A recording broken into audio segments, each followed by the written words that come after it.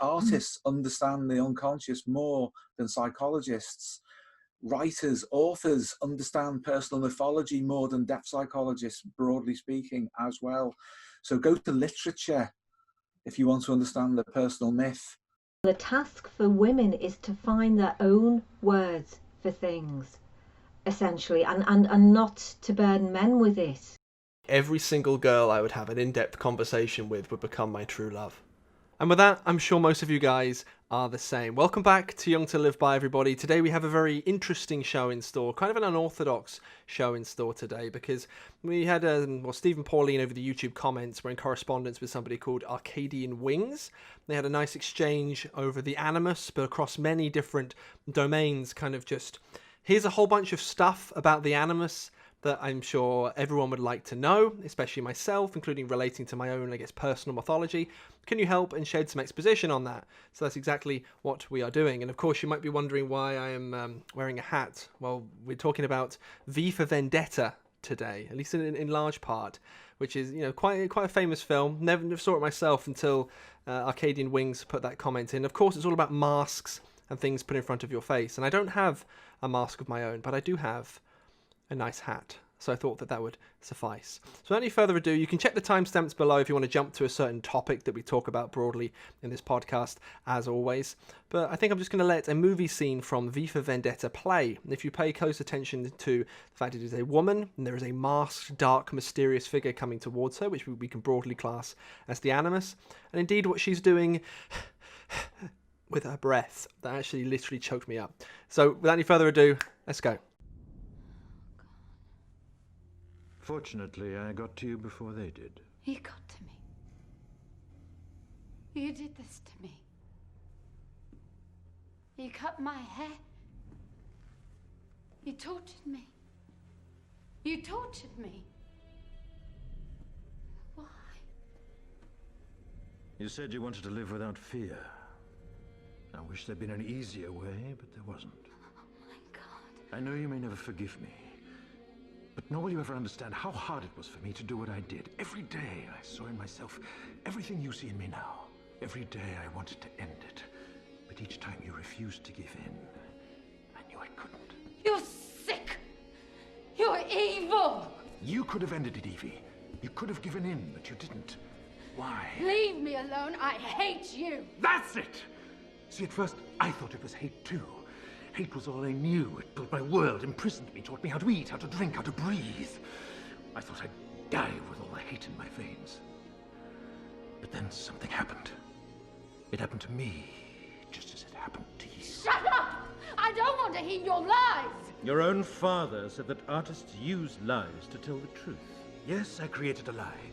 But because you believed it, you found something true about yourself. No. What was true in that cell is just as true now. What you felt in there has nothing to do with me. I can't feel anything anymore. Don't run from it, Evie. You've been running all your life.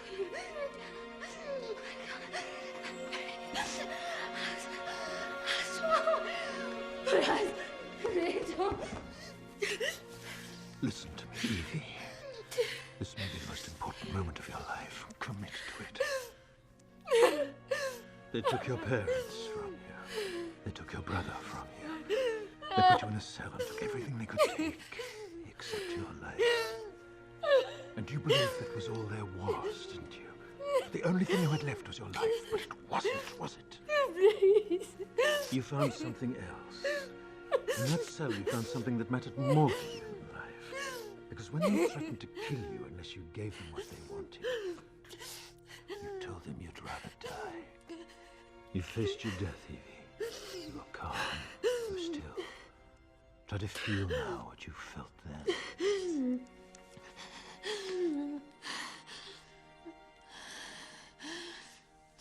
God. I felt... Yes. I'm dizzy. I need air. Please. I need to be outside. There's a lift. It'll take us to the roof.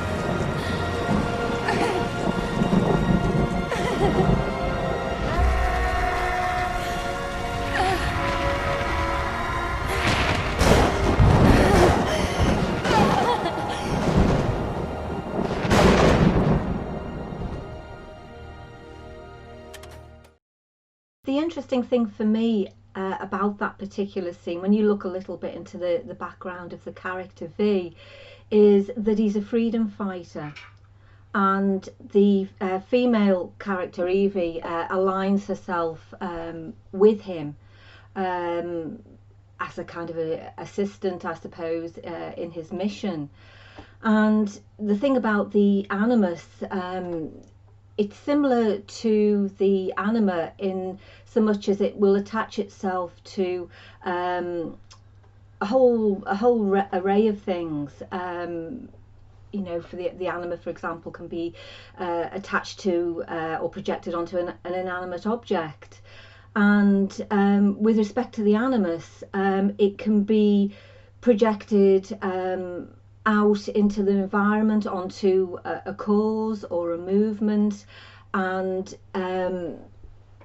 so that a set of ideas or beliefs essentially are projected out into the culture, or even onto a man of personality, for example, like Jordan Peterson, whom I know this particular lady has an interest in.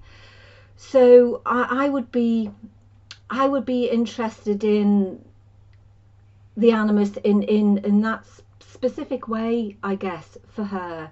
In this scene, I think that probably has some relevance for her, and in the absence of any great personal detail or self-disclosure, it's probably not possible to say an awful lot more about that. I know that there are some relationship issues, or there have been some relationship issues for this lady in the past, and when people first engage in a relationship and they're going through that infatuation stage, and they, if you like, project their soul image onto the other person, then that relating can be so intense that it could be experienced as having, you know, one's breath taken away. It can be, it becomes a real psychophysiological experience. And again, this particular lady talks a lot about the breath and the breath in connection to the Animus. So to some extent we can only speculate about what that might mean for her personally. It's almost like being presented with a bit of a riddle, really, and the Animus is a bit like that, because it'll present riddles to a woman on the inside that somehow she feels she has to solve. And I guess what I'm hoping to do by working through this is to make some suggestions about what some of these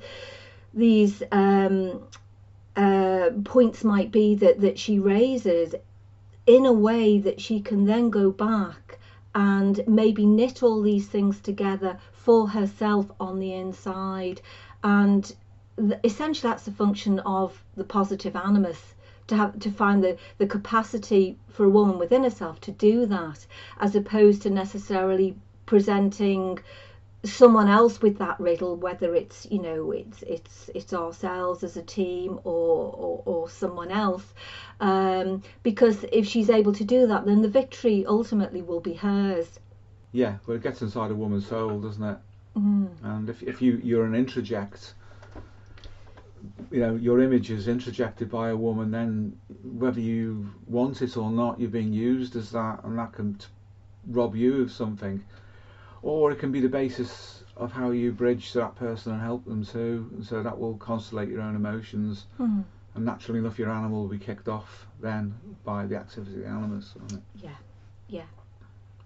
I think some of the themes in the film too are current for now, and strangely enough, we got it this morning, and there was a YouTube video about V for Vendetta. Yeah. I mean, I know this lady's interest in synchronicities, and it was an interpretation of it. It was. We haven't watched it. No, we haven't watched it yet. It was there. It was like. But it was just sitting there, wasn't it? As soon as we switched on. And yeah, which was a little bit strange. Yeah. But one thing, if you something probably we don't do enough to sometimes too with respect to the Animus, is to look at how it's operating in the culture. Tend to think of it as being an intrapsychic thing mainly for women, but it does have a function out there, And if I could give, say, something like an example such as what's happening at the moment with respect to an organisation like Black Lives Matter, a large percentage, if you actually watch the news coverage on it, of the people involved in those protests are young women. And I think that's of interest too, because there are some parallels, I think, with respect to what's happening now in the culture and what is happening in this particular film. So there is overlap.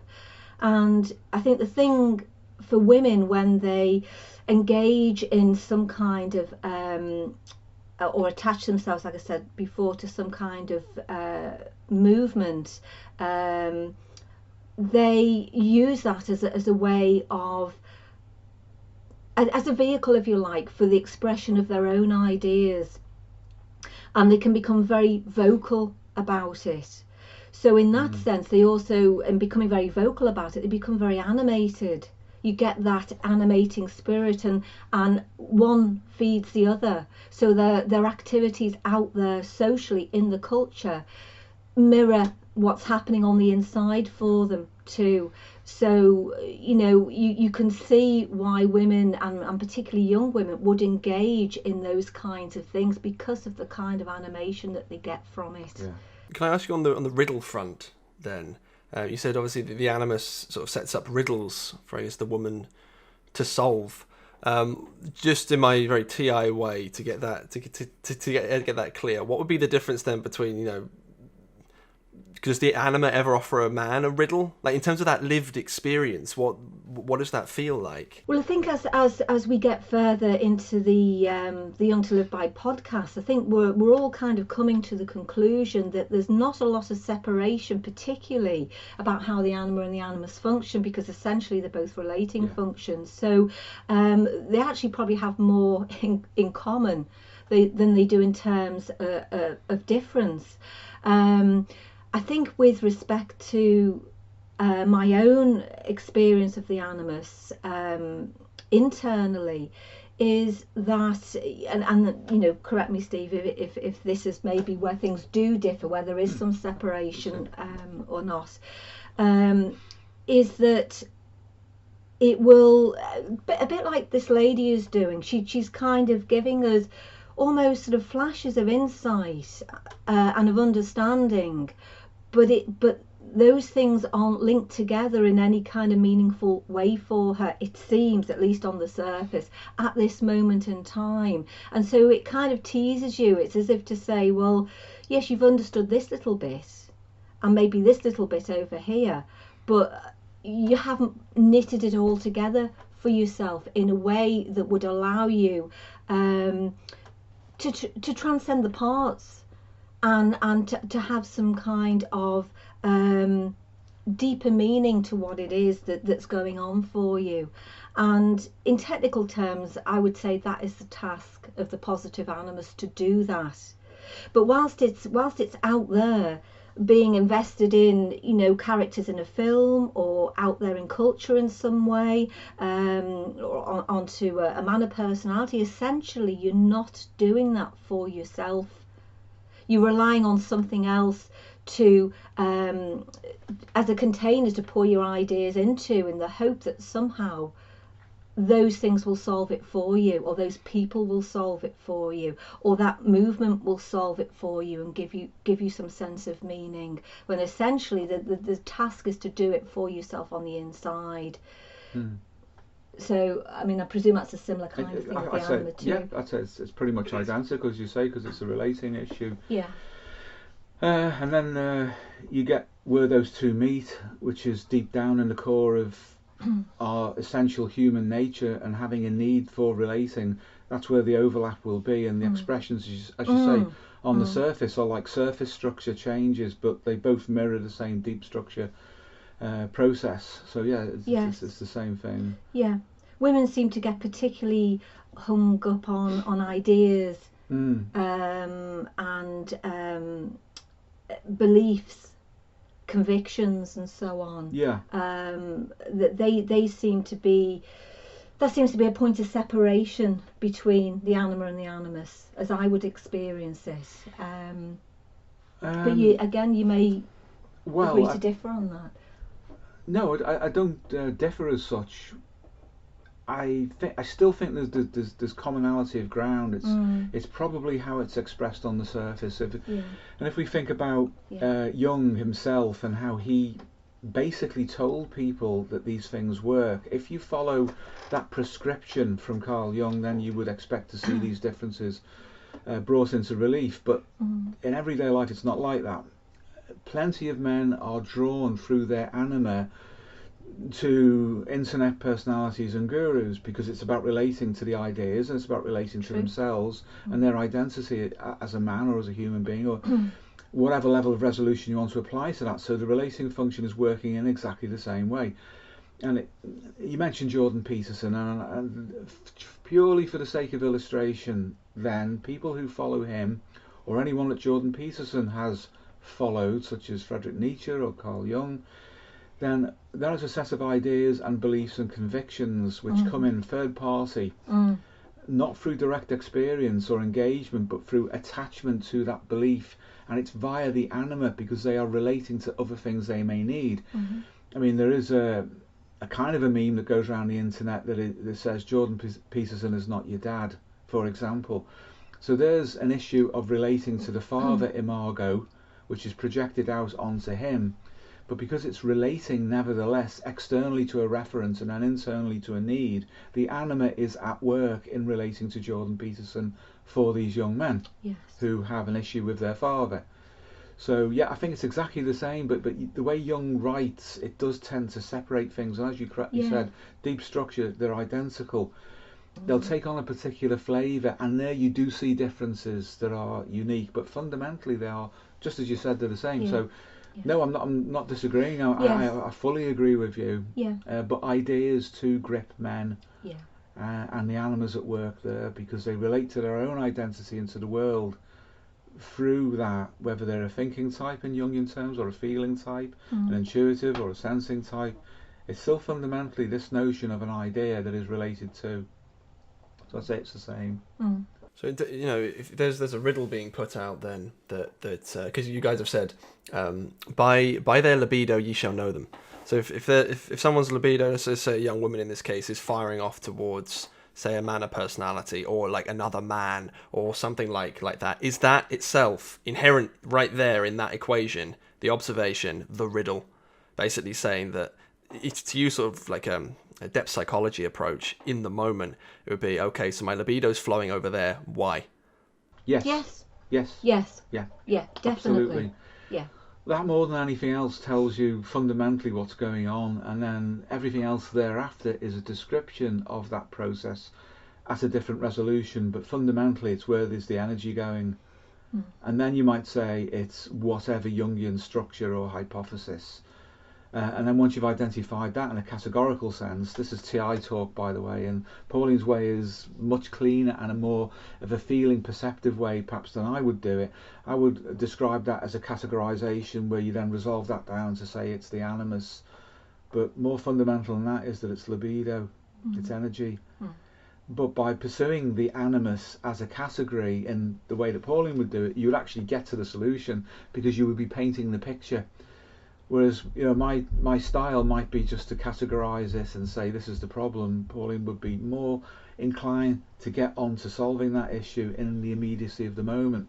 This is a difference typologically, I guess, between feeling paired with sensing and thinking paired with intuition. So is this how you can then go about identifying somebody's personal myth? Because we talked about it before. We have mentioned Jordan Peterson's personal myth before, mentioned Carl Jung's personal myth before, and a few other people. You take a look at where their energy is flowing to. That person will tell you is, I'm just interested in solving this problem. But really underneath shows you the state of their internal psyche as to the type of things, because it's not random, the type of things that they're drawn to. Therefore, you can take a look at the more Christian ideas, or the astrology, or whatever else that characterize, say, Ion. Then you can look at Peterson's work, which is, the stuff within maps of meaning, Russia, Nietzsche. It's like, Are you really trying to figure something out purely in an objective academic sense, or is this something with your soul, if you like? The Animus is drawing you towards that. I like that because that is a penetrating insight you can use to carry around with you all the time to yourself. It is. Yes. It's practical. Yes. And just to illustrate type, as to say that my initial approach would be the way I described it. And then I would resolve that down using my now integrated other functions, integrated for use purpose only, and then set aside back to the default setting to get into Pauline's way of perhaps addressing that problem if rapport demanded it with whoever I was working with. But Pauline feels into things and perceives them in a completely different way, which you were saying off camera before. It's appealing. Well, I'm interested in how it is for that person. Yeah. I guess essentially. Yeah. Because if that person is reaching out and they're suffering in some way, it's kind of irrelevant to them how it is for anybody else. They want to solve their own conundrum, their own riddle. Yeah. And if it can facilitate that in some way, then that's great. Yeah. But ultimately, it's I think, like I said before, it's better if it's their victory. It's a bit like doing dream amplification. You can make suggestions for what things might mean, but ultimately it's down to that person it's in that kind of context, isn't it? And I guess we're doing a similar sort of thing here. Yeah. So that's just an aside really on differences in approach. In style. Yeah. Obviously Pauline would approach that way, and then she'd dip into other things as well if it needed, and vice versa. But it's just illustrative of default settings, and Paul's default setting is different and very effective in a different way, and it's always nice to experience that. Out of when you two help me with, in terms of the sort of mentorship thing, Steve, I absolutely love your approach. Pauline, I think you might just edge Steve out for myself in terms of efficacy, not necessarily on raw ability, but it's just I can't logic my way out of your words. It's a difficult thing to do. It's just a completely different toolkit. You're like, how do you feel? And I'm like, it just knocks you out of it. So yeah, I think there's immense value there. I think it's just, like you say, it's just a style difference. Both have inherent value, and it's complementarity in all things, isn't it? And sometimes one approach works, and sometimes it doesn't, and you just kind of got to run with that. Yeah. But just coming back to this lady as well for a moment. Like I say, she's talking an awful lot about connection between the animus and breath and breathing, and also she gives a lot of personal information away. She's been very, very open in disclosing other information about herself, which this was public, by the way. This was public. It was done on YouTube. Otherwise, we wouldn't be discussing and direct it questions, at all. just to put that clear caveat in. Yes. We're only saying what she has said openly in public in writing. Yes. And we would not disclose things which she did not want disclosing or had not disclosed herself. Yeah. So again, thinking in the context of the animus and in a relationship to that, but also to men on the outside, because I believe that she's just come out of a relationship, and it's been a very painful experience for her. And she says in a communication that since then she's been noticing that she's been masturbating more. And the other piece of interesting information she gives about that is that she tends to do it when she's low in energy, and she's noticed that this is a pattern for her, and she's kind of wondering why that might be. And the thing about for women anyway, and you can kind of look this up some deep, for example, like Sheila Kitzinger, who's she was a social anthropologist. She's since died, but she used to do an awful lot on or write about natural childbirth and things like that. She says that for women to orgasm, they have to hyperventilate. So straight away there's a connection between arousal and hyperventilation, and therefore the breath. And if you imagine somebody who's in a psychologically and or physiologically depleted state, they might reach out to that or do that because they get some sense of animation, both in a physiological level and a psychological level, because it's such an intense experience.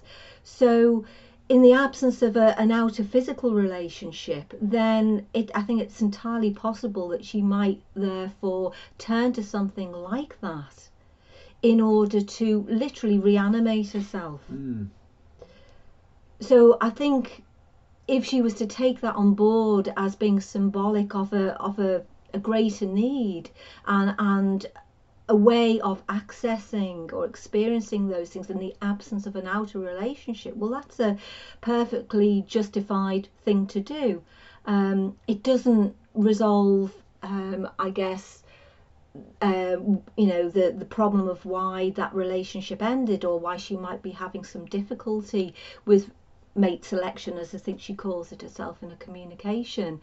But it tells us something about why she might indulge in that behaviour at the moment, and why it's, she's obviously finding some kind of value in it. She also says that she doesn't use pornography. No, she doesn't. That's right. She does say that. When she tried to solve this issue for herself within her own perception. Whoops. Nearly went then. Her own perceptual framework. Did you set that deliberately? So tip away, you can fall out of the picture. She found the no fat movement. Yes, she did. Yeah. And the idea of pornography being used and it's an addiction, etc. Well, she doesn't or didn't feel the need to use it, so she's using imagery, internally generated imagery, and she's supplied this film V for Vendetta as a form of imagery within which her animus operates, rather than static pornography or watching it or whatever. So there's something more transcendent than simply the release of an orgasm as such. It's the meaning of that in its wider framework for her, and I think this is where breath and soul are being linked by her too, and the animus being the embodiment, the psychopomp, involved in breathing, involved in the soul image, involved in the transcendent aspect of an orgasm rather than its purely biological, mechanical elements as well. Yes, absolutely. But we also know too that complexes can breathe you. Indeed, yes, they can. So I agree with you. There probably is a transcendent aspect to this, an archetypal aspect to it, but it'll be complicated too by whatever complexes accrue around the archetype. Definitely, and we have some information about that, but we don't have enough, a lot of detail.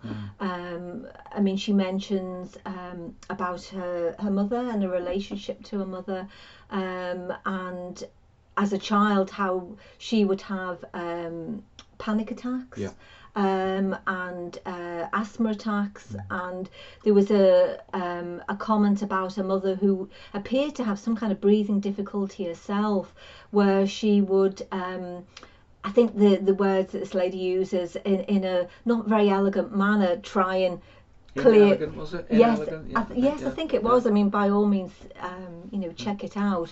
But I think the suggestion was it was almost that it wasn't very ladylike, shall we say? Which I think could be an interesting angle to it, or even intrusive. But bearing in mind she's probably not a native English speaker, being Dutch, then there could be something lost in the translation. There could be, but fundamentally then there's something intrusive or expressive that's not quite a normal waveform of behaviour. She seems to be suggesting, and therefore perhaps symbolic through projection. So her mother coughs in an inelegant way. What does that mean? Yes. What does it? The language is important, isn't it? Even given the differences between English and Dutch as such, then what did that mean? Yes. Something which should be repressed, not expressed externally, or she felt was intrusive towards her, because coughing spreads things. It spreads breath. It pushes the contents of your lungs or all of your airway, anything that might be in there, because she does mention this current infection as She well, does. the COVID-19, Yes, yes. in respect to the Animus in quite Yes. an interesting way. Yeah, and of course there is a pandemic situation, V for Vendetta as well. In the movie, yeah. In the movie, yeah. there is. Yeah. There's lots of There are correlations. parallels, yeah. Oh, we got a comment recently. I don't know if you guys saw about. It was on our COVID-19 video where in it was one of you two said there might be riots as a result of something like this, and the comment was like, "You guys called it," you know. Yeah. Yeah.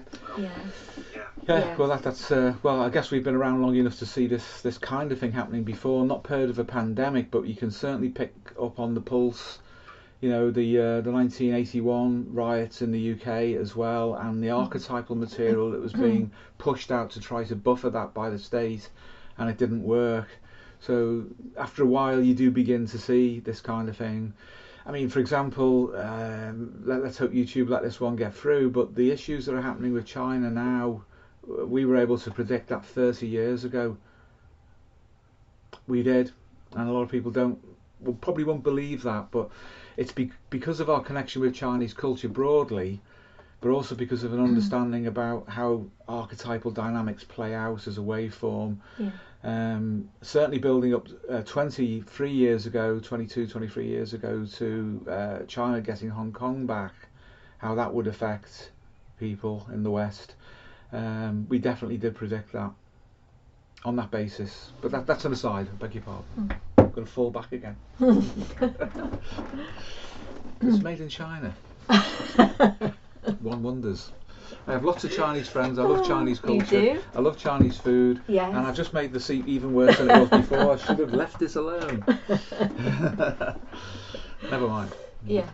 I'm going to ask as well on the just briefly going back to say pornography and masturbation. Apparently, one of my favourite topics. You have the stats do seem to suggest that women consume pornography just as much as men, which might be a surprising thing on the surface. But then, if you look at the breakdown, first of all, the images women would look at is interesting. You know, you've got those ideas of like a billionaire, a werewolf, a vampire, stuff like that. But also literotica, you know, sexy words. There's also something which seems to appeal I wouldn't say exclusively because that's not fair, but more or less to women. And it's like you've described the Animus before as being the power of the word. And if when you sit down for, say, a session by yourself, if the purpose of that is not simply to scratch a biological itch, but as you're suggesting, to bring animation, and therefore the Animus is involved in that, well, it kind of it lends support to that, actually, in terms of the differences between the Anima and the Animus being the power of the word. Yes, absolutely. But the thing for women, or the task for women, is to find their own words for things, essentially, and not to burden men with it. You know, I'm not saying that it's only men can have ideas or be intellectual. Of course not. But it's for women to give life, if you like, to their own perspectives and their own ways of saying things, and not, like I say, falling back on outer men or movements in order to know what they think about things. They have to find their own position and and reach their own conclusions in a way that satisfies them and doesn't burden outer men with the task of doing that. Yeah, like a woman can leave a man speechless and sort of take the breath away. But a man to a woman can literally take the voice away without even intending to do so. I've just seen it so many times before. It's like you got, like, say, a bunch of girls and they're normal, they're their normal selves, and then a guy comes along and it's as if their entire character changes so that they can no longer speak what they mean, as if it has been outsourced to that other guy. And then, of course, politically the guy is blamed for being sexist and everything else. Or outsourced to a cause or a movement. Yes. Which we see an awful lot of. And for women who haven't developed themselves, and they can be young or, you know, middle-aged or older women. I mean, back in the day, you know, movements like C&D were very active for us, the campaign for nuclear disarmament, and you would see they were probably predominantly women, weren't Yeah, they? they were. But women that probably of all ages, as opposed to just percentage-wise younger women. And again, like I said, this is a way of them taking their ideas out into culture and having a voice. I'm feeling that they're making some kind of impact in that way, some kind of statement. There's a downside to that. Oh, there there is a downside to that. They're yeah. open to easy manipulation, not because they're stupid or unintelligent, far from it. It's just that if you want to influence a group of people, you just find what will bond them together with the minimum amount of effort from you and the maximum amount of resultant effect in them. So you would find out what they will do naturally under natural conditions and then just add a little bit more to it in the direction that you want it to go. And in that sense then, any collective group is very easy to manipulate. Yes. And that's what they do. You know, the people who are pulling the strings and effectively creating the expression for these forces that are being channeled mainly through women can do it effortlessly. Yes. So do you have your own ideas, or do your ideas have you, you could say? Yeah.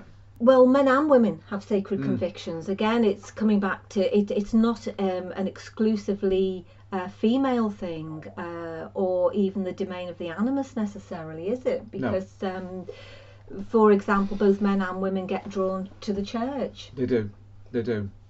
Yeah, I would think it's more to, in a specific case like this, where it's not obvious and there is no apparent church there, there is still the figure on whom something spiritual is being projected, and in the film it's that specific character who is an agent for change. So he's hermetic in that sense, that he's causing change. He's tricksterish. His identity is disguised behind the mask. And you can find this kind of story, Beauty and the Beast, Phantom of the Opera, even Bluebeard to some extent. The true identity of the masculine principle is disguised, and it's up to the woman to find it and then test that against her projection. And that's what's happening here, and that's the fascination. Can she release this man and therefore release herself and her own soul image through relationship to this figure in the outside world who's creating change all over the place? And that makes him fascinating and dangerous at the same time. Yes, yeah. Well, it's like Von Hess as well. It's like Von Hess and Lilith, who is pretty much exactly the same. His mask isn't physical, except that he's supposed to be, and the actor we chose to play him was a very good look, and still is a very good looking man, and that allows projection to easily take. Just as the same with Lilith. You will always find that evil is more easily received if it's delivered through beauty. It'll just get past people's defences. Whereas there's no resistance to it, is there? No, because there's an instinctive draw towards that which is beautiful, whatever that is, and that can conceal all sorts of things that might be going on behind it, or at least set up an ambiguity. It seems in the film the way that they do that is he wears a mask, and then you don't know, you have to find it. Von Hess's mask is real, that's what he looks like, and in that sense it's a much more intense draw from the women, and at the same time the fear, which acts as a repulsive force as opposed to the attractive force, and then of course they just fall down into the gap in between. So there's a different expression of the Animus as it can work, I guess, with respect to this film. I think just to come, because this particular lady, I think, has commented on it. Certainly in the beginning of her exchange with us about mate selection. That can make it a tricky thing. Can't it? For all sorts of reasons. And if you're looking to resolve that problem for yourself, well, there are lots of traps potentially and pitfalls. I agree with you, Steve. At one level it comes back to instincts again, and if your instincts, and particularly for women, are telling you not to trust a particular situation, then you have to listen to them. And some of the problem for women, for young women, is that as they've grown up, and the family, the culture that they've grown up in hasn't prepared them for those traps, then essentially they're in a naive state when they come into puberty and they become interested in the opposite sex and so on. And also equally, the culture might have encouraged them to be too nice and to not trust their instincts and their reactions to things. So they're not very well developed and not very well honed. And therein lies the trap. And this is why things that, as Steve is saying, are very often presented in the way that they are in stories, to say, well, do you really know what you're looking at? You're looking at a man with a mask on. Or you might not be looking at a man with a mask on, but it's something else is concealing his identity. His behaviour, yes, that's his right. Context, that's right. His job, his family, basically the persona, yes. you could say, couldn't yes. you? And that men will instinctively craft their persona to entrap. And going back to the Lilith story, for example, that's what was done there. Eden, in the story, and this allegory, was created as a honey trap to draw Lilith in to the physical universe out from her natural home. And, well, we know what happened after that. Yeah, absolutely. So I'd probably say to this lady, if you're not in touch with your instincts, or you can't answer the question, am I in touch with them, the chances are you're probably not.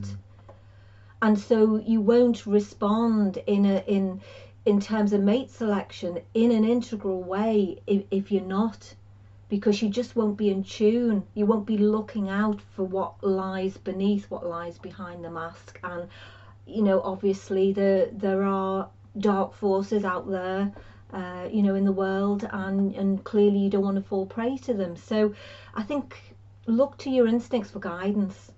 This doesn't have to go in the podcast. I'm just interested in this.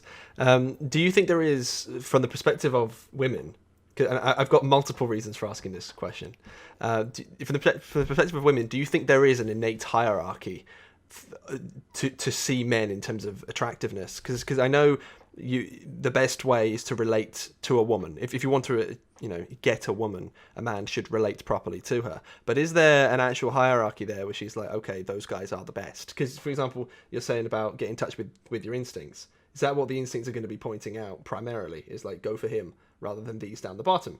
Or is it a case of any man can do, depending on if they can relate properly to you well enough? That's a heck of a question, James, isn't it? I think the only way I could answer that is to say that it's not an intellectual thing, because you're imposing that on top of instinct, aren't you? An instinct, it is literally just that. It's a gut reaction. It's a visceral thing. In the beginning, I mean, the other kind of assessments or appraisals of that person that you might be about to engage in might come later. But at the very beginning of a relationship, where there's a lot of infatuation involved, and there's a lot of essentially narcissism involved in terms of the projection of your own soul image. I don't know how helpful that is. I mean, instincts are just that. They kind of defy explanation, really. Yeah, it's that deep inner knowing, isn't it? They defy contradiction, yes, don't they?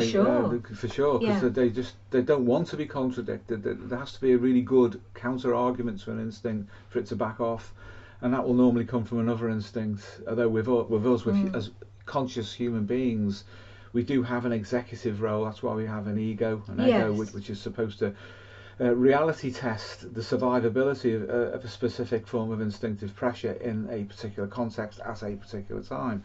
That's part of adaptation. If you take a purely biological view, then there's a notion of best fit. You will know this, James, and that does have explanatory power, but it doesn't explain it 100% at all. In fact, sometimes nowhere near it, because you will see couples who pair for life, and you wonder how on earth did that happen. That's quite a common thing. Yes. There's a mismatch in attractiveness, you could say, physically, but something else is there. And it may be something tangible like money, like the beautiful woman goes for the ugly billionaire. Yeah, Marilyn Monroe, for example. When did you fall in, like that thing was said to that comedian's wife who's a millionaire, when did you fall in love with millionaire so-and-so? The insinuation being it was because of that, but it might not have been. Yes. That's just a perspective on the outside, perhaps projected in, because the person suggesting that may have wanted this guy's money. It depends, and this is where the transcendent comes in. It's a distillation of something which is intangible, that instincts settle for. That's the mystery. Why do the instincts settle for that pairing when it doesn't look rational from a biological perspective on the outside? There's something else there. And the best fit that I've ever found, to be honest, and I've looked and tried to explain this to myself, not in relation to Pauline, but to myself in relation to engagement with people who've had problems in relationships and so on. The best fit that I've experienced has been Plato and his idea of the form. And that is not immediately tangible, obviously, because it's an intangible thing externally in terms of adaptation through sensory information. But on the inside, there's something else at work there. Yes. And you often find this mismatch in attractiveness. And it's not always that you have a relatively unattractive man with a very attractive woman. It can be the other way around. If you but look for the evidence, you'll see it. There is something else going on, something very, very deep and transcendent, and those relationships do tend to endure because they're based on something which is not immediately biologically viable, shall we say, for some reason, or at least not obviously so.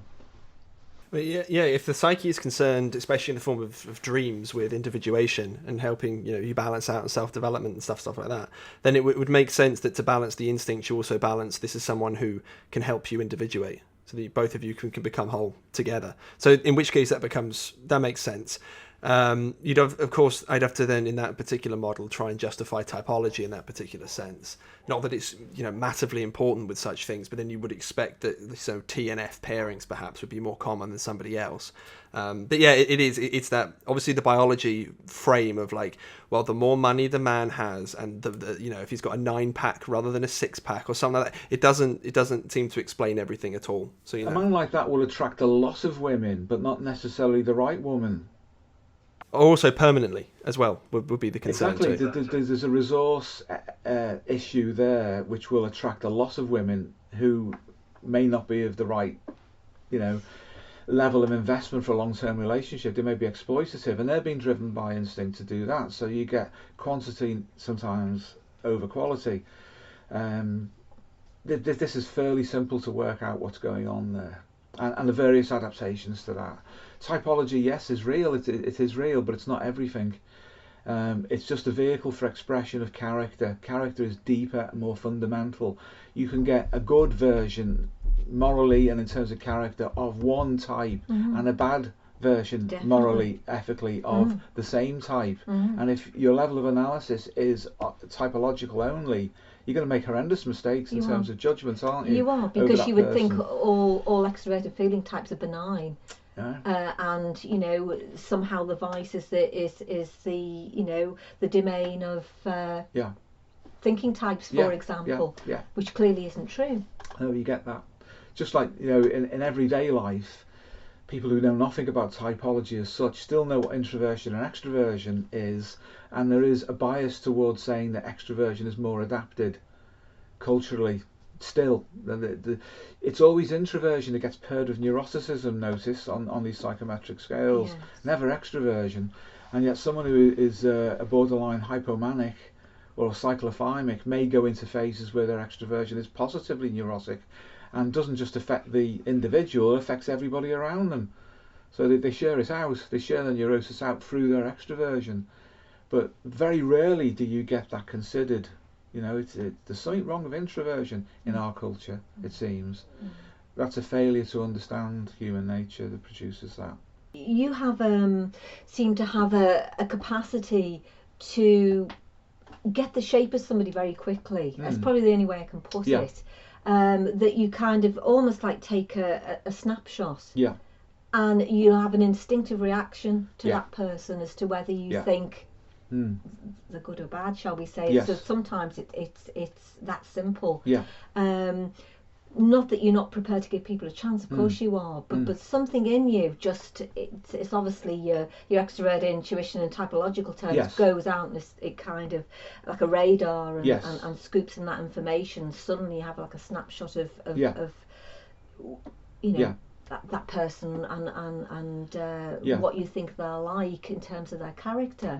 And mostly you're right, I have to say. Aren't you? Yeah, it seems to be. It does seem to be the case. That's probably the product of how old I am, to be honest, because of the experiences that's built up, life experience that builds up behind that.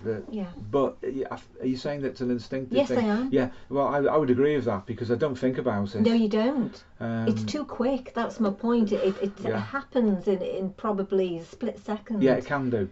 I can literally sometimes read someone in 1 or 2 frames of movement at a distance, and will predict their character on the basis of that. That's long experience of observing and working with people. It cuts down on the RAM, your working memory, and the distractions. I'm prepared to be flexible and to change that. Of course you want to be wrong and to correct for it. Of course you are. Being wrong doesn't diminish me at all. I don't feel that personally. No. A lot of people do. They can't take being wrong, their judgments being wrong. Well, to me, that's just updating. And that's fair dues. But I do very often have these instinctive responses that do turn out to be accurate. When tested over time, and that's interesting. It is interesting in the sense that, well, how does that work? And I think it just works on perception paired with instinct, and that's probably a very archaic aspect of mind that's acting there, pre-rational. Yes, and it's in all of us. We all have that capacity. We do. Yeah. But like I say, for women, very often it gets trained out of us. Because we're taught, little girls have to be nice and quiet and sort of, do as they're told, and not be angry or not be assertive or forceful in their own right, and so those instincts fall into the unconscious, and they do. Well, now that's been swapped though in this culture though with men, because everything you were saying there in our current culture is that it's like, sit down, be quiet, be well behaved, don't be angry. Yes, absolutely. It will come out one way or another, and then I think women can tell that in a man. A little bit like you're saying, Steve, you can identify someone at a distance. They can tell when a man is incapable, or apparently so, of doing that in the current moment. And I do think that lowers their attractiveness right down to the floor. Yeah, it can do. You also get this phenomenon of love at first sight as well. Now, what's that working on? And people say that it's not real. I disagree. I think it is, because and it's not just projection as such. It's an introjection, where not only do you have a Jungian virtual image, which the introjected image then, is measured against. You have the entire genome, which makes a decision, and then looks at genetic compatibility. All of this is done instantly, pretty much. Yes. And then you get that level of certainty that removes all doubts, just instant. Whereas, you can also have something which is less viable and less real, which is based on projection of a virtual image onto someone, and doesn't have all of that. And there is a qualitative difference between those two, which is palpable. You can experience it, you can analyse it, and you can test that in other people. So you can know then whether something is likely to survive, because there is a deep, very, very deep structured genomic resonance or rapport with somebody that you encounter, as opposed to merely projecting by placing something on them as a hook to hang something on that is relatively insubstantial. That's still a radar return. You're looking for a bounce off of a signal to see if it resonates deeply, and sadly sometimes it doesn't, but you still get caught in that ephemeral projection, and it's not real. But where something is real, there is a difference. It's qualitative, and you feel it, and it's not conscious. So the whole of your genome is enacted at that point, and it kicks in. So yeah, on a perceptive level. And yes, women do make judgments like that. Well, they have to, because they have to compete with other women. But men do the same thing as well. But there will be times when that slower intermediary process between instant projection of the platonic form, instant genomic resonance, this bit in between is where the calculation goes on, and it's almost conscious, although it's very quick. It's different. So what you have is a bandwidth then of detection through the senses, perception, and an internal apperception where things are measured up against standards which are innate, and then learned ones as well, such as, does this person have money? Is this person likely to have a transmissible disease which is going to threaten my survival or my own reproductive value or whatever? You know, all of these calculations go on and they create tremendous stress in people. It's terrible what they go through. It reminds me, I've never had that sort of instant massive attraction to someone at first sight, but more it stopped since I've become an adult. But when I was a teenager, it was like every single girl I would have an in-depth conversation with would become my true love. And it's like you sort of see what's going on at work there, and then you know they then end up sort of remaining in my dreams for a little while afterwards. But there's a difference between that and long-term stability as well. And to try and, especially in this culture, and I don't want to make excuses, I think that's a difficult thing to see, actually, between, you know, what you think you want and what you do really want. It's a difficult thing deep down. I think what I was trying to say is that there are at least 3 different, dare I say, categories of, you know, of analysis there. You know, there's the complete thing, which is as good as it's possibly going to get for you, and then there's the middle phase, which is where all the calculation is done, albeit that it's very quick, and then there's the other instance thing, which is a projection of the form to try to get the fit. That's like casting a net out and seeing whether the thing you're trying to catch actually swims out of the net or it's a good enough fit. The trouble is when you throw that net out, it pulls you with it and you go towards the image or the individual that you're projecting on. So it's part of that competitive process where you're seeking something out under instinctive and therefore genomic pressure, and it's whether the match is right or not. So that's from the perspective of looking for a lifetime partner, say, which we're all under pressure to do to some extent, greater or otherwise.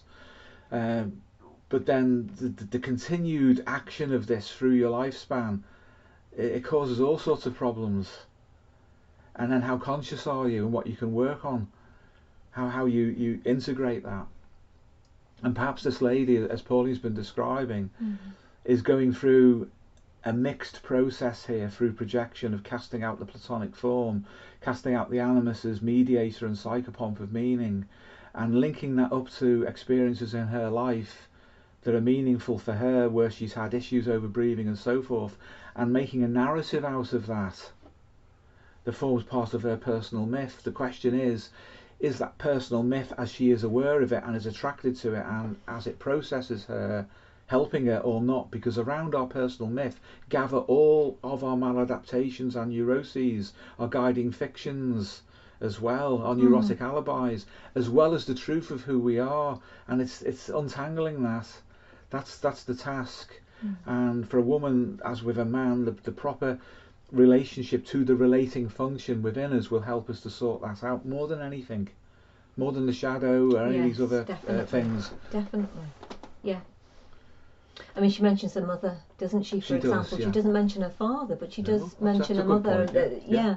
There's no comment on him here. That's a good point. So you're left wondering whether or not her mother's animus has been an issue for her. Yeah. And again, we can only speculate on that, but it's something to flag up. That's a good point, because the mother's animus will affect the daughter's animus, but so will the father. If there was one in this case, she may have been brought up a single child, the father's anima will affect the daughter's animus. To avoid confusion in such cases, just think relating function. Yes. The relating function of both parents will affect the relating function of the child. And if both parents is only one parent because the other one is absent, then that's where most of the influence is coming from, or surrogates as well. But relating functions create relating functions, or at least reinforce their development and help to shape them through life. So it's very, very important to know where these things come from, what the influences are, and sometimes using expressions like anima, animus, and categorizing them in too rigid a way, or even a stereotypical rather than an archetypal way, conceals what's really going on. It makes it far more complicated than it really is. Yes. And this is why Pauline's been saying again about instincts as being so important, because it reduces the clutter and gets you down to the brass tacks of what's going on, doesn't it? Yes, absolutely it does. Yeah, just pares everything back to really what's essential. Otherwise you can get lost in it all. It becomes kind of labyrinthian, doesn't it, really? And, It does, yeah, it does. Yeah, and it can just throw up more questions than it actually answers. And of course, negative animus would just love that, because you just get caught in the rumination trap. You don't actually liberate yourself from anything then. Oh, what's the point? Doesn't she talk about that? She talks about trying to liberate her breathing, I think. Yes.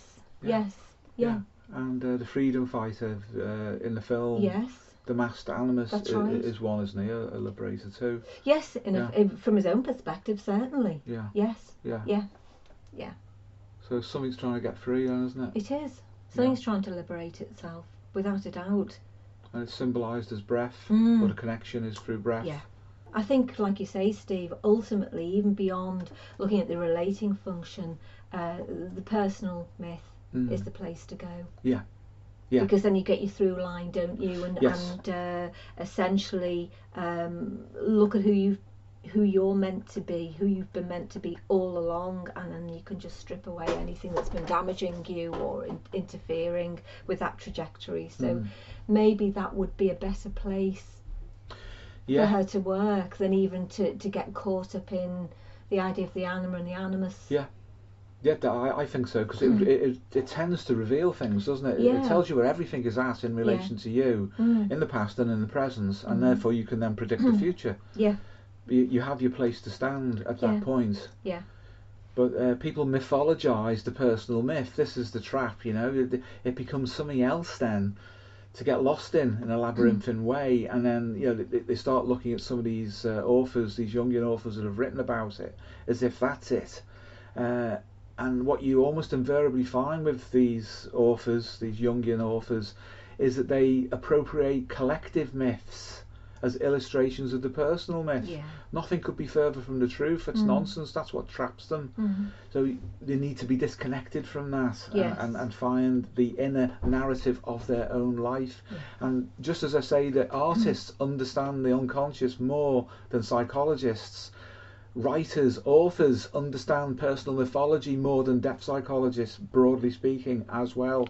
So go to literature if you want to understand the personal myth.